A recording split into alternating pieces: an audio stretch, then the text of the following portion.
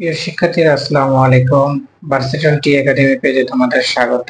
আজকে আমরা আলোচনা করব নবম শ্রেণীর ডিজিটাল প্রযুক্তি বইয়ের 3 ও 4 পৃষ্ঠার একটা ঘটনা নিয়ে। এখানে বলা হয়েছে, দেখো 3 পৃষ্ঠার শুরুতে বলা হয়েছে, উল্লেখিত 3টি পরিস্থিতিতে সাগর, জ্যোতি ও জ্যোতির মা পলাশের বাবা কি করতে পারতেন বলে আমি মনে করি।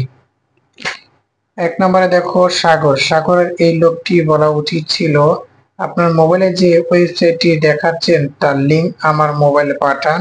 আর ওয়েবসাইটের ইউআরএল বা ঠিকানা দেখলেই সাগর বুঝে যেত এটি নকল ওয়েবসাইট।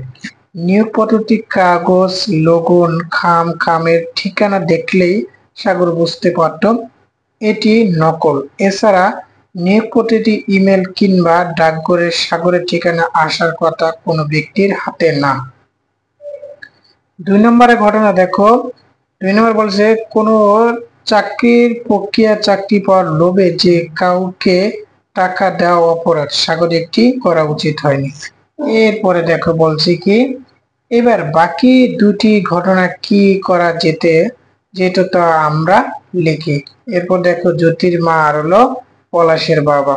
এখন এই দুটি ঘটনা কি করা যেত বলে মনে করো? চলো প্রিয় শিক্ষার্থীরা, আমি ভিডিওর মাধ্যমে তোমাদের সুন্দরভাবে দেখিয়ে দিচ্ছি।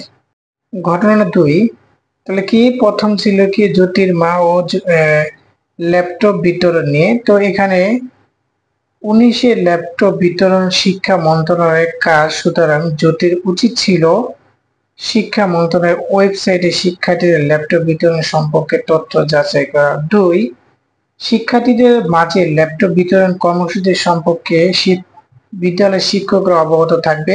জ্যোতির উচিত ছিল শিক্ষকদের সাথে কথা বলার। এরপরে 3 নম্বর ঘটনা ছিল সাগরের বাবা।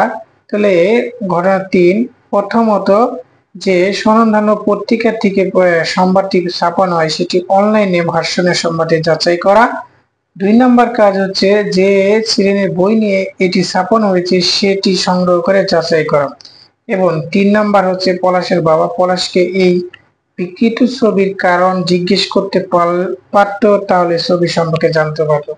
তো প্রিয় শিক্ষার্থীরা, তোমরা দেখলা 3 এবং 4 পৃষ্ঠার দুটি ঘটনা কি হতে পারতো তা আমি সুন্দরভাবে তোমাদের দেখিয়ে দিলাম। ভিডিওটি কেমন লেগেছে কমেন্টের মাধ্যমে জানিয়ে দাও। পরবর্তী ভিডিও দেখার জন্য পেজটিকে ফলো দিয়ে রাখো এবং চ্যানেলকে সাবস্ক্রাইব করো। আজকের ভিডিও এই পর্যন্তই। আল্লাহ হাফেজ, আসসালামু আলাইকুম।